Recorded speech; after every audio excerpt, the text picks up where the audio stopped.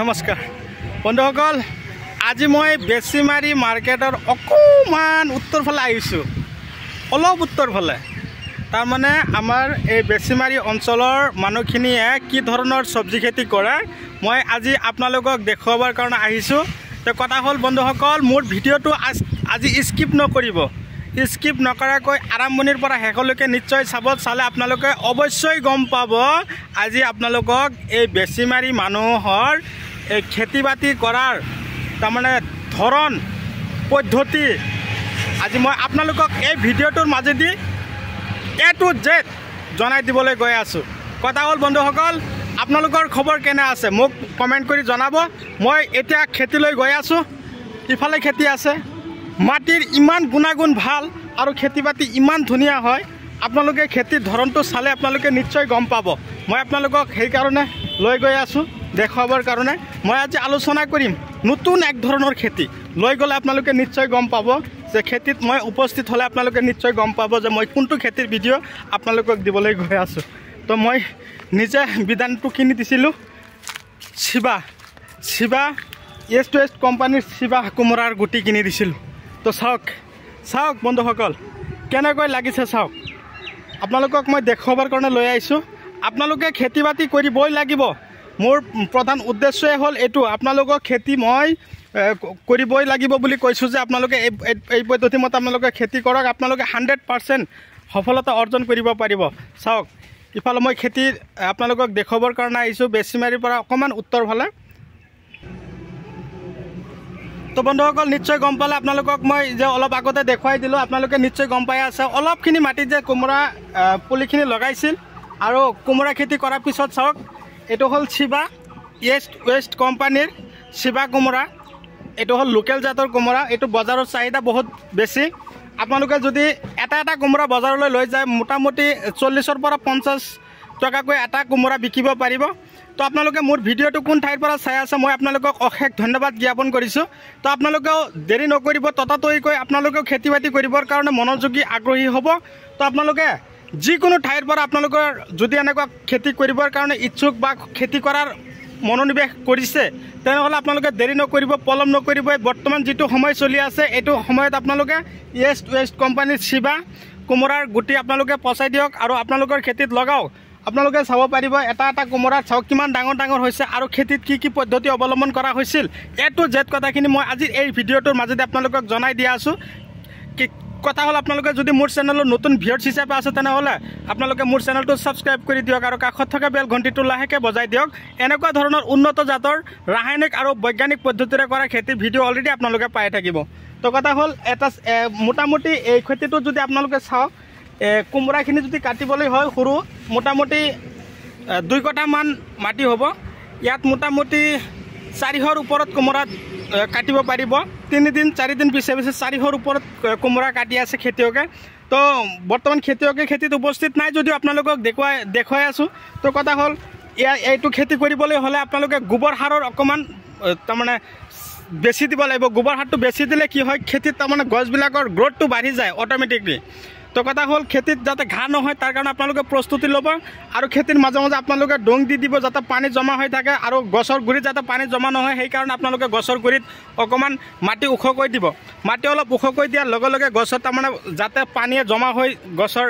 শিপাবিলাক নষ্ট নহয়, শিপাত যাতে পানী জমা হৈ নাথাকে, শিপাবিলাক যাতে ফুলি নাযায়, যাতে গছবিলাকো এনেকুৱা গ্ৰ'থ হ'বৰ কাৰণে আগ্ৰহী হয় তাৰ কাৰণে আমি কি কৰিব লাগিব গছক সুস্থ সবল ৰাখিবৰ কাৰণে এনেকুৱা ধৰণৰ পদ্ধতি অৱলম্বন কৰিব লাগিব। এতিয়া কথা হ'ল কোমোৰা খেতিৰ কাৰণে কোনবিলাক ঔষধ আটাইতকৈ বেছি ভাল আৰু কোন ধৰণৰ দানা আপোনালোকৰ কোমোৰা খেতিত আপোনালোকে ইউজ কৰিব। তো A to Z কথাখিনি আপোনালোকক এইটো ভিডিঅ'ৰ মাজেদি যে জনাই আছোঁ আপোনালোকে কেৱল শুনি থাকক আৰু স্কিপ নকৰিব মোৰ ভিডিঅ'টো। এই ভিডিঅ'টোত আপোনালোকৰ মূল্যৱান কথাখিনি আপোনালোকক জনাই আছোঁ। আপোনালোকে মই কোৱা কথাখিনি ফ'ল' কৰিব আৰু আপোনালোকে এনেকুৱা ধৰণৰ খেতি কৰিবৰ কাৰণে আগ্ৰহী হ'ব। চাওক আপোনালোকে মই গোটেই খেতিত আপোনালোকক অন কেমেৰাৰ মাজত দেখুৱাই আছোঁ ঘূৰাই আপোনালোকে চাওক গোটেই খেতিত ইফালে ঘূৰাই আছোঁ। আপোনালোকে নিশ্চয় চাব পাৰিছে কোমোৰা কেনেকৈ গছত লাগিছে, আপোনালোকে নিশ্চয় গম পাই আছে, চাব পাৰিছে। তো বন্ধুসকল আপোনালোকৰ এনেকুৱা ধৰণৰ খেতিত কোমোৰা গছবিলাকত তাৰমানে কি হয় পোকে বেছি আক্ৰমণ কৰা দেখা পোৱা যায় বৰ্তমান কি হয় মই যে আপোনালোকক প্ৰথমতে এটা কথা কৈছিলোঁ যে খেতিত ঘাঁহ হ'বৰ কাৰণে নিদিব আপোনালোকে খেতিত নিকানি কাম কৰি দিব পুৰা চাফা কৰি ৰাখিব ক্লিন কৰি ৰাখিলে কি হয় খেতিত পোকৰ আক্ৰমণটো অট'মেটিকেলি কমি যায় আৰু ঘাঁহ বন বেছি হ'লে খেতিত তাৰমানে পোকবিলাকৰ আক্ৰমণ বাঢ়ি যায় তাৰ কাৰণ পোকবিলাক আক্ৰমণ বাঢ়ি যোৱাৰ পিছত আমি কেনেকৈ পোকৰ আক্ৰমণ কমাম তাৰ কাৰণে মই আপোনালোকক কেইটামান ঔষধৰ কথা কৈ দিছোঁ আপোনালোকে পৰাপক্ষত ঔষধখিনি আপোনালোকৰ খেতিত ইউজ কৰাৰ পিছত আপোনালোকে নিশ্চয় গম পাব যে আপোনালোকৰ খেতিত আৰু পোকে আক্ৰমণ কৰিব পৰা নাই তাৰ কাৰণে মই ঔষধকেইটাৰ নাম কৈ দিছোঁ পৰাপক্ষত আপোনালোকে বহি এটা আৰু কলম এটা লৈ ধুনীয়াকৈ টুকাই ৰাখক আৰু সেই ঔষধখিনি আপোনালোকে খেতিত দিবৰ কাৰণে প্ৰস্তুতি ল'ব আৰু দানাকেইটাও দিবৰ কাৰণে প্ৰস্তুতি ল'ব মই প্ৰথমতে আপোনালোকক কৈছোঁ সৰু ৰিলিক এটা ঔষধ ৰিলিক এইটো হ'ল উৰণীয়া পোকৰ কাৰণে চাদামাছি এইটোৰ বহুত ভাল ঔষধ এই ঔষধটো আপোনালোকৰ খেতিত দিব পাৰিলে কিন্তু আপোনালোকৰ খেতিত কোনো ধৰণৰ পোক উৰণীয়া পোক নাথাকিব আৰু এইটোৰ লগত আপোনালোকে ডেলিগেট দিব পাৰিব ডেলিগেট আৰু ৰিলিক দুটাই সংমিশ্ৰণ কৰি দিব পাৰিলে আপোনালোকৰ কোমোৰাৰ সৰু সৰু কলিবিলাক নষ্ট নহ'ব আৰু ফুলৰ ভিতৰত থকা যিবিলাক পোক আছে সেই পোকবিলাকো মৰি যাব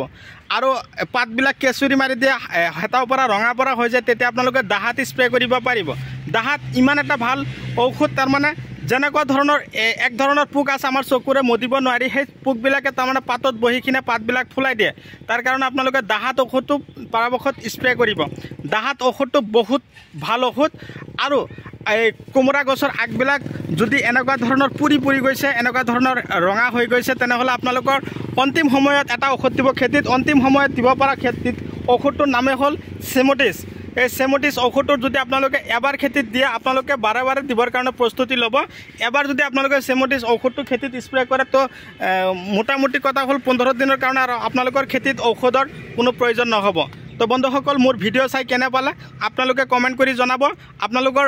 তাত কোমোৰাৰ দাম কেনেকুৱা আছে বজাৰ কেনেকুৱা আছে মোক কমেণ্ট কৰি জনাব তো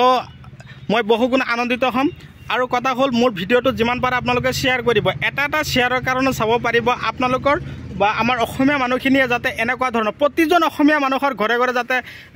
এণ্ড্ৰইড মোবাইলত যাতে এনেকুৱা ধৰণৰ ভিডিঅ' আপোনালোকে শ্বেয়াৰ কৰি পঠিয়াব পাৰে আপোনালোকৰ এনেকুৱা ধৰণৰ ভিডিঅ' আপোনালোকৰ এটা শ্বেয়াৰৰ কাৰণে এখেতে যাতে ভিডিঅ' চাই এনেকুৱা ধৰণৰ খেতি বাতি কৰিবৰ কাৰণে এখেতেও মনোযোগী হয় মই এখেতক যিমান পাৰোঁ সহায় কৰিম আপোনালোকৰ লগতো এখেতেও দাদা বাইদেউসকলে যাতে মোৰ এই ভিডিঅ' চাই খেতি বাতি ভালদৰে কৰে ভালদৰে খেতি বাতি কৰি যাতে ভাল এটা টকা উপাৰ্জন কৰিব পাৰে তাৰে কামনা কৰিলোঁ তো বন্ধুসকল যিখিনি কথা মই আপোনালোকৰ লগত শ্বেয়াৰ কৰিছোঁ যিখিনি কথা আপোনালোকৰ লগত আলোচনা কৰিছোঁ এই আলোচনাৰ মাধ্যমেদি যাতে আমি খেতি বাতিৰ ওপৰত মনোযোগী হ'ব পাৰোঁ তাৰে কামনা কৰিলোঁ এতিয়া মই গৈ আছোঁ দানাৰ ফালে কোন ধৰণৰ দানা আমি খেতিত দিলে খেতিত যথেষ্ট পৰিমাণে ফলন আমি পাম তো দানাকেইটাৰ নাম মই আপোনালোকক A to Z কৈ আছোঁ প্ৰথমতে আপোনালোকৰ খেতিত যদি গছৰ হৰমনৰ প্ৰব্লেম হয় গছৰ ফলনবিলাক হালধীয়া হয় পচি যায় এনেকুৱা ধৰণৰ ফলনবিলাক যদি যেতিয়া হালধীয়া হ'ব গেলি পচি যাব তাৰ কাৰণে আপোনালোকে কি কৰিব লাগিব লখন্দি স্প্ৰে কৰি দিব আৰু দানাবিলাকৰ নাম কৈ দিছোঁ ব্লেক পাৰ্ল ৰটেক্স বায়'গল্ড তাৰপিছত আছে হিমুক এচিড এনেকুৱা ধৰণৰ দানা আপোনালোকৰ খেতিত দিব হিমুক এচিড থকা দানা দিলে কি হয় গছৰ যিটো হৰমনৰ প্ৰব্লেম থাকিলে গছৰ হৰমনটো ভাল হৈ আহে আৰু গছত যথেষ্ট ফলন আহে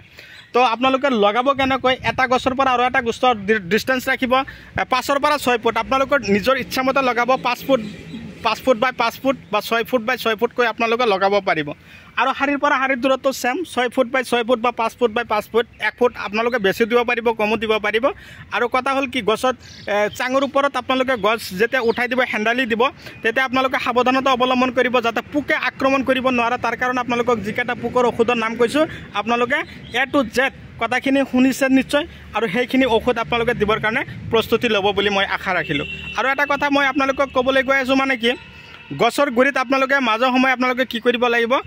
ফৰাডন হিচিব লাগিব ফৰাডন দিলে কি হয় গছৰ গুৰিত এক ধৰণৰ আলু হয় হিপাত এই আলুবিলাক ফাটি গ'লে গছৰ ফলন এনেই অট'মেটিকেলি বৃদ্ধি হৈ যায় তো বন্ধুসকল মই আৰু আলোচনা যিখিনি কৰিছোঁ আপোনালোকে নিশ্চয় গম পালে মই যিখিনি কথা কৈছোঁ আপোনালোকে নিশ্চয় মোক ফ'ল' কৰি আছে আৰু এই পদ্ধতিমতে আপোনালোকে খেতি কৰিম বুলি মই আশা কৰিলোঁ খেতি কৰিব বুলি মই আশা কৰিলোঁ তো মোটামুটি কথা হ'ল